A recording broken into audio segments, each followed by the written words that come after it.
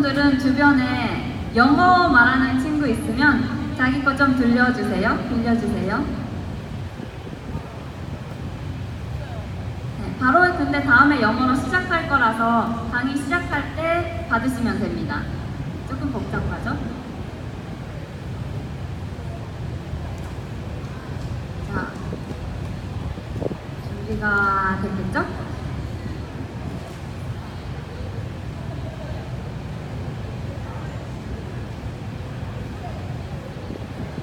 네, 그러면 오늘부터 내일까지는 니피토크 시간이 되겠습니다. 여러분 니피토크 뭔지 들어봤나요?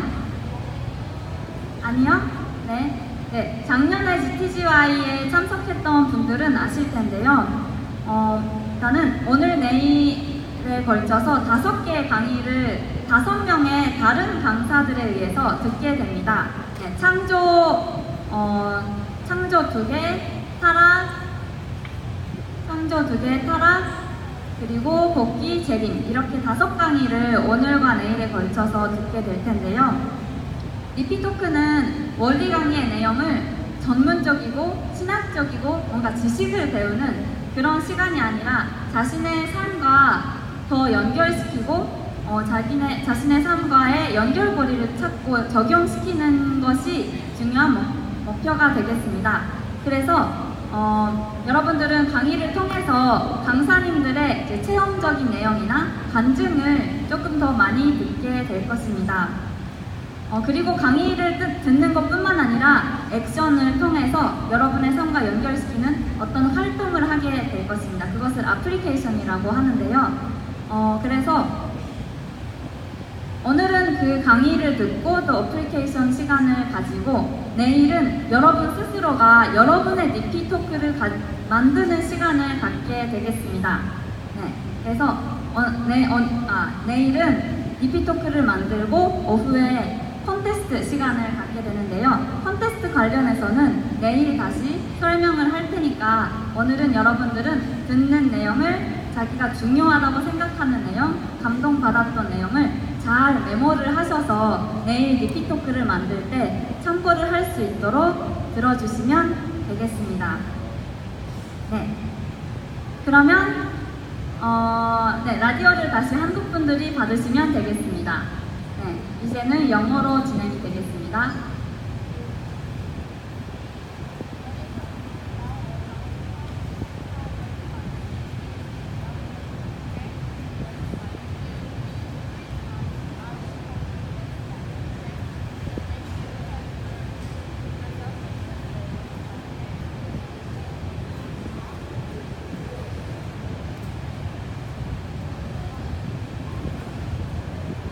Okay, so now I'm gonna introduce someone. This lecturer is from USA. He looks like Korean, but he's inside USA, American. He is also a graduate of UPA, UPA cadets, third class cadets. And last year he went to Congo for his missionary, and he came back, and he is now in charge of YSP. He is really funny person. You may have really good time right now. So he's gonna give lecture to you about DP Chapter 1, Section 1. Okay, so are you ready? Yes? Okay, so please welcome Mr. Suho!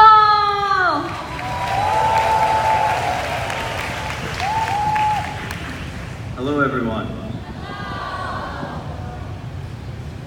Yeah, let's get closer. Since I am American, although I was born in Korea, I grew up in the US for 17 years, and yeah, I'm very much American inside.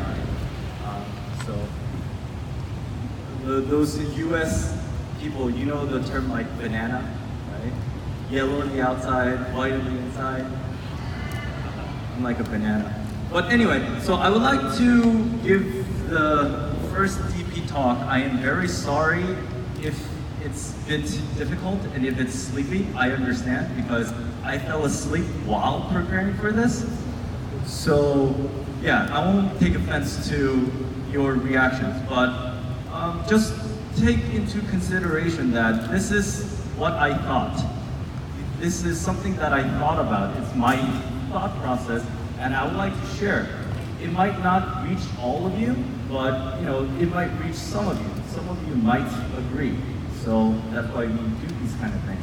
But anyway, as Yuri 선배님 introduced me, I'll be talking about chapter 1, section 1, and there's a very small subsection in there, which is the relationship between God and the universe. It's like about 1 page.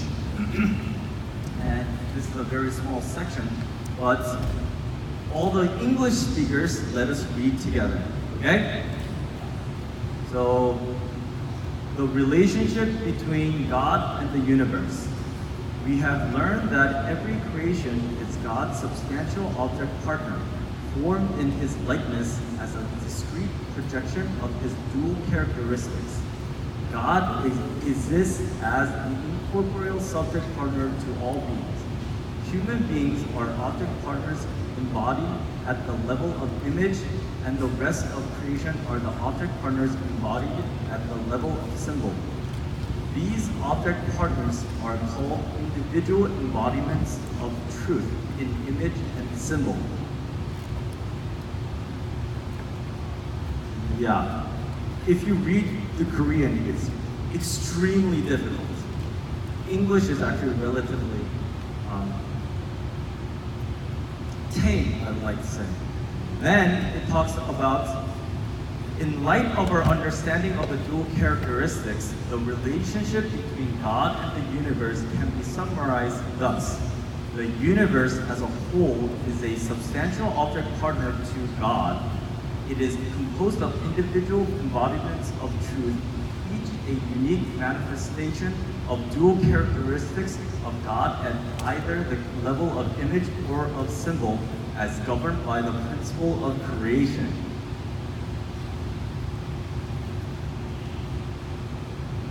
This is the exact thought process that went through my head. What? I know many of you read at least chapter 1 many, many times, right? Many, many, many times. And I'm sure you read that passage many, many, many times. But when I look back and we read together, you have no idea what this means. I have no idea what this means. That's why I had to read it over and over again to actually get ready. So let's go back, right? Dual characteristics, it's in the very first section. So it's the relationship between God and the universe. This is a rhetorical question. Who does not believe in God in here? I won't take offense. Who does not believe in God here? So is everyone in agreement that God created the universe and us? Yeah? Everyone okay? Yeah? Okay. So from that standing point, from that starting point, when we look at this, because God created everything, He's the creator, all the creation is His object partner. Everyone knows, subject and object partner, right? So that everyone understands that. But the part,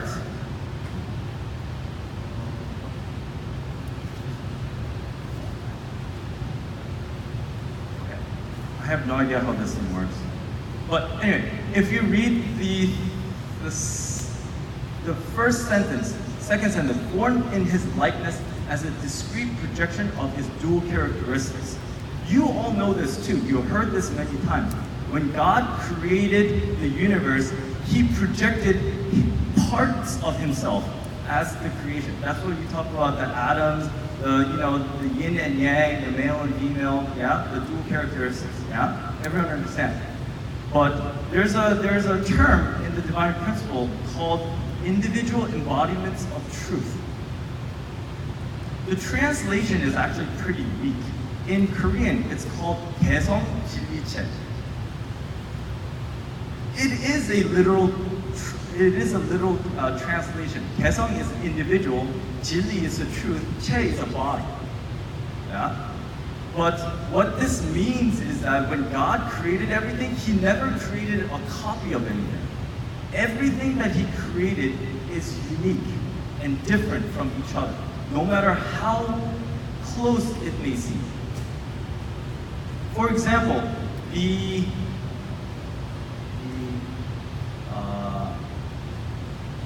maternal twins, right?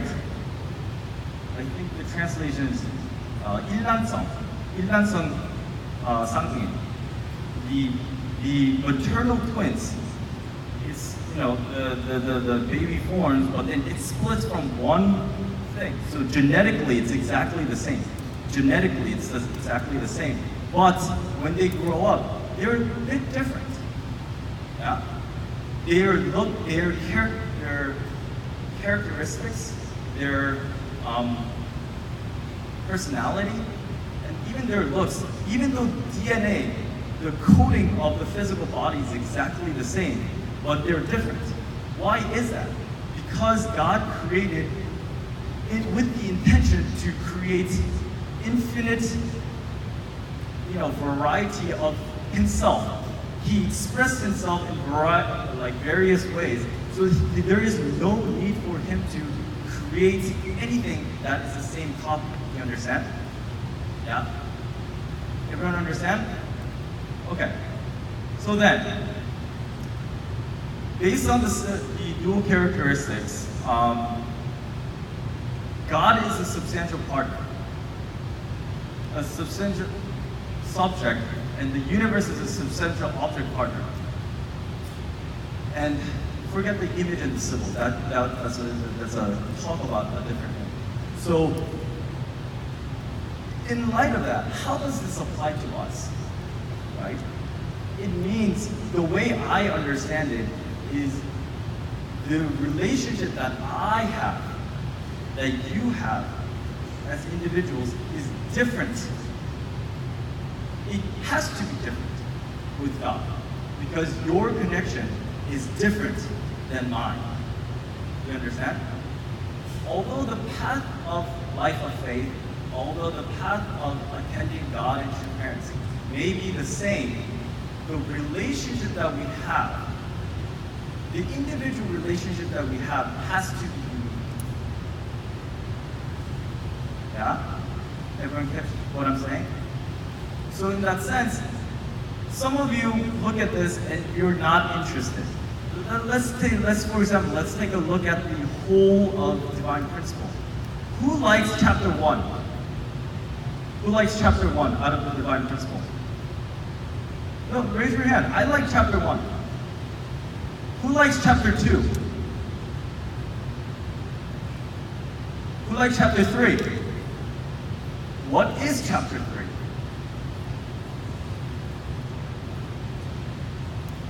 No, I don't think it's 정말, if I remember correctly, eschatology. So yeah. Anyway, chapter 4, who likes, okay, let's do this. Who likes part 1? 전편, part 1. Who likes part 2? And everyone else don't like Divine Principle? Yeah? No one raise your hand? But anyway, so, you know, people feel differently. I used to like parallels of history. I like, because it's like God is working. He's, you know, doing the same thing because He's trying to do something, right? It was so logical.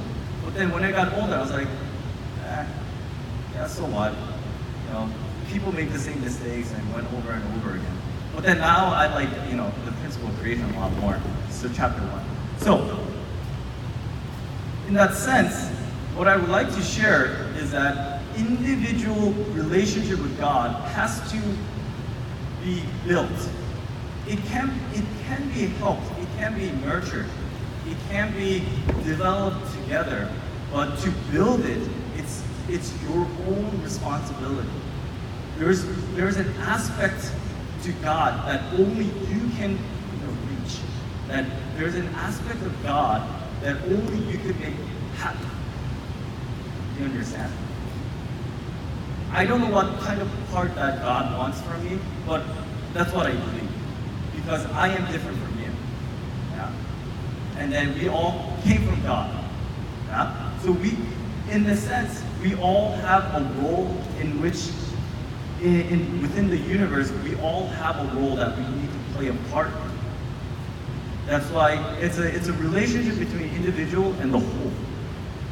So, what does True Father say about this? Oh.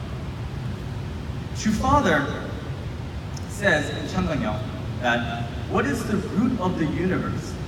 The beginning is love. The result is Father and Son. God created the universe in order to have a relationship of love between parent and child. The root of the universe, therefore, is a parent-child relationship. Since you are connected to the root of the universe, you need to become a parent and also a son or a daughter. So what this means is that God created things, but as you know, God created human beings on a different level, right? He wanted human beings to be the masters of creation. Not just a thing that He created for people to enjoy, but He created us so that we can inherit His creativity, His knowledge, His love, and everything. That's why True Father defines a relationship. In a sense, true parents themselves are children of God, right? In that sense, the way He identifies the relationship of God, the Creator, and me, or human beings, as parent and child. Do you think God calls this thing His Son? Yes. What do you think? Oh, my son, you look good today. No, right? Well, technically, we created this. Whoever made this, who cut this, don't go around saying, oh, my G, how are you doing today? You don't do that. But God, if you look at the history, God spent so much effort, so much time and effort to restore the being. But going back to the present, our parents spend so much time on us, don't you think?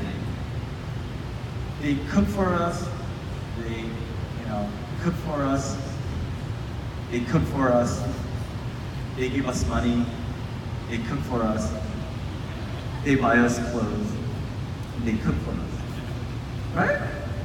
That's most important. They buy us clothes, although this one I bought myself. Actually, that's a lie. This one my mom bought me. But yeah, so that's what parents do. Parents take care of their children. Parents spend so much time. Actually, it's not so much time. They spend every waking moment thinking about the children. And what do you think God does every single moment that He exists? Before the creation, He thought about creation. Don't you think? He didn't just go like, oh, let's do this. Adam and Eve. He didn't do that.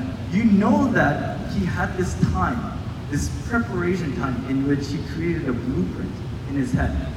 The anticipation of having children, of being of the Creator, building that parent and child relationship. But then afterward, there was great happiness, but also great sorrow.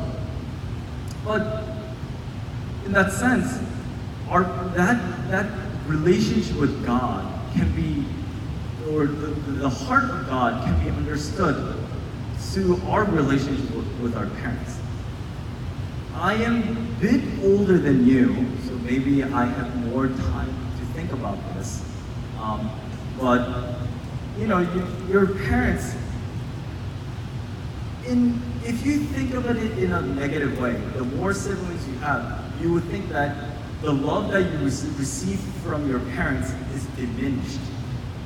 Because if you think love is this limited being, if there's a limited amount that a person could give love, then if you have more siblings, it's split,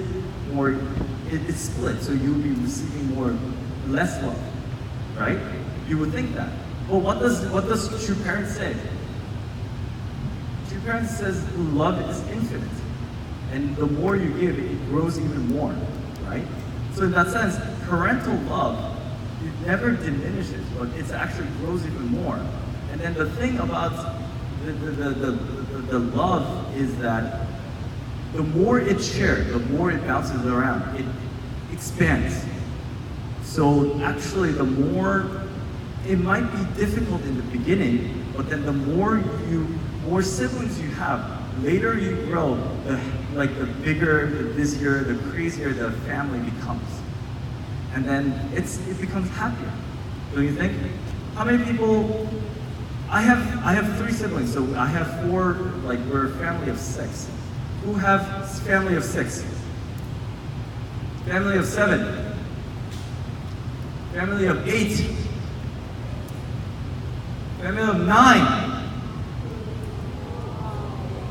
Family of 10? Whoa. Okay, family of 12. 12? No, I went too far. 11? Family of 11? Oh, nice. Congratulations. I'm sure your family is very fun and hectic. Come Chuseok, I'm sure it's very crazy. But when you're young, it's crazy. But when you're older, that's less work you have to do. Yeah? Do you think? So anyway, different thing. So the basic aspect is that the most fundamental aspect that God defines our relationship with, and this becomes a core because God created the universe for us human beings, yeah, for His children. That's why looking at God, you could understand. Okay, no, that doesn't make sense. Not just by looking at it, but if you try to see God as a parent, the principle, the universe, it makes more sense. If God was just a creator, if it's a detached being, a lot of things doesn't make sense. Why would He need to send people? Yeah, this is the argument that a lot of people have. He could just recreate. He could just go and then use an eraser to recreate, but He doesn't. He works so hard. And same thing with your parents. If something bad happens to children, your parents don't go like, oh, this one's messed up. Let's make a new one. That's kind of dark, right? It's real dark. But no, your parents don't do that. Your parents care about every single thing. And think about God. God cares about every single one of you here. Every single one of you here. Equally. That's what's important. Equally. God doesn't love me more because I'm older, right? Maybe God would like maybe someone younger, I don't know. But, equally. That's the understanding. That's the viewpoint that you need to have. This needs to be ingrained in order for you to build an ideal relationship with brothers and sisters sitting next to you. Don't you think? So anyway, last part. God is God of love. Where is it that God truly loves human beings? It is in the place where people would most wish to be, and God too surely loves that place. That place where God's heart and the human heart are bonded in unity is the parent-child relationship. The parent-child relationship is the root of the universe. It is a relationship between the absolute God who created heaven and earth and unfallen original human beings. The place of the original value where we are meant to arrive is the place where God stands as the Father and we stand as His children. Everyone understand? So, how do we develop that relationship with Heavenly Parents?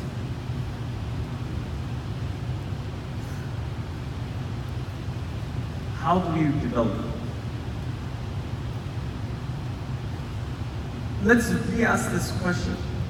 and try to apply it in a different way. How do we build our relationship with our parents? Anyone? How do we build the relationship? Huh? By helping them with chores. Very good. Yeah? How else? How do you, yes? By talking to them, okay? So, anyone else? Trusting them. Very good. But this only happens if you believe that they're your parents, right? Did I go really like, you know, did I go somewhere really weird? No, that's what I mean. You need to first have the foundation that Heavenly Parent, you need to believe in Heavenly Parent that Heavenly Parent is your parent. If you don't, then it will always be that creator, that being that is detached from you. Then how can you build a relationship like that? I mean, I asked you a question about how do you build a relationship with your parent. How do you build a relationship with anyone? It's by helping them. It's by, talking to them. It's by trusting them, right? So even if God is a faraway being, you still could build a relationship. But you know that the fundamental relationship between a parent and a child and two, let's say, brothers and sisters is different. In that sense, the original intended relationship that we need to build with Heavenly Parent is a parent-child relationship rather than like a separate being and myself. Yeah? Then, going back, how do we build a relationship with Heavenly Parents for myself? Is by helping them, is by talking to them, and is by trusting them. So, 3 examples. How do we talk to your Heavenly Parent? Prayer is good, but you need to report, right? True Father changed it to report. Prayer is a detached being. You don't pray to your parents. You talk to your parents and you report to your parents, right? Yeah? Everyone agree? You don't pray, you don't go to the dinner table and it's like, Father, it's like I've done this and this and this. That's a very awkward dinner table. No, you talk to them. And then that's why, providentially, that's why true parents proclaim the era in which we pray and we report in our own names. Those kind of substantial, providential, progress, it has all this meaning in it. The reason why we could report to true parents is because true parents has restored that. But anyway, that's not my part. My part is how do I build relationship with Heavenly Parent? It's by reporting, by prayer. Yeah. So how do we help true parent? How do we help Heavenly Parent then?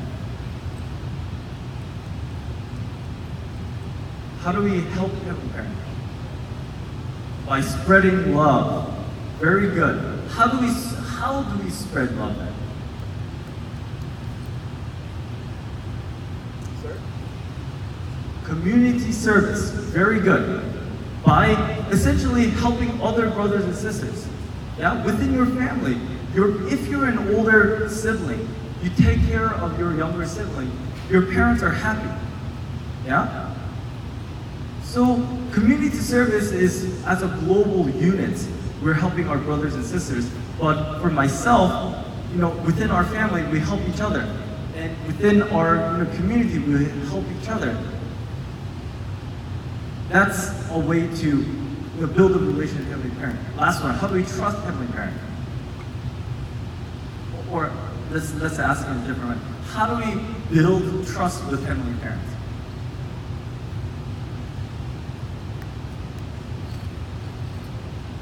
How do we build trust with your parents? Okay. We build trust with Heavenly Parent is by making promises and keeping them, essentially, right? Your parents tell you to do this and you do it, and then your parents trust you, right? It's not like a trust of is he gonna do something wrong? Not that kind of trust, but it's a more intimate level of relationship, of trust. It's like an unspoken thing. So then, how do we build trust with Heavenly Parent?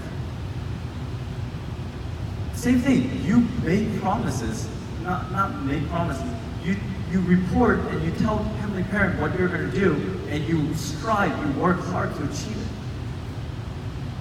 Yeah? So let's say, very simply, do 청선 condition.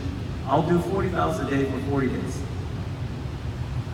But, let's say we went to, the pilgrimage and you're so tired. But it's up to you to whether or not you keep that promise and do that 40 vows, even though when you came back at 11:30 at night, right? I mean, God's not gonna be okay, he might be disappointed, but he's not gonna hate you because you missed one condition. But there's a difference between keeping your word and not keeping your word. That's what I'm trying to get at. Those kind of very basic things that we use to develop a relationship with your friends or your parents applies directly to the relationship with Heavenly Parents. That's what I want to share. Yeah? It's relatively simple. We need to start seeing Heavenly Parent as our parents rather than this ominous, this great creator that exists everywhere and nowhere. No, he wants to, I shouldn't say it, but anyway, he wants to be here with you, to enjoy with you, to kind of have fun with you, to enjoy, yeah? So that's what I would like to share for today. And I really want you to kind of also discuss like how you have built your relationship with your parents or your siblings or your friends, because that could help like other people. Some people may be stuck at a certain level, right? But by sharing, it could give a new way. That's why for me, by sharing this, I'm trying to help you see Heavenly Parent, see God in a different light. I don't want you to be so detached. I don't want you to feel removed from Heavenly Parent, but feel closer, one step closer to really understanding and truly to experience a relationship that He intended. For me, I know I say this, but there are some difficulties. But every time I try to see, I say like, oh God, why did that happen? It's like a very natural thing. I try to rethink. It's like, oh, I don't do that with my parents. I don't blame my parents for all the bad things that happened to me. I shouldn't do that with my Heavenly Parents, right? So in that sense, you need to start applying a lot of the things that we did, or a lot of things that you do with your family, or with your parents or with your siblings, to the relationship with your parents. So thank you, and hopefully I will talk to you again soon.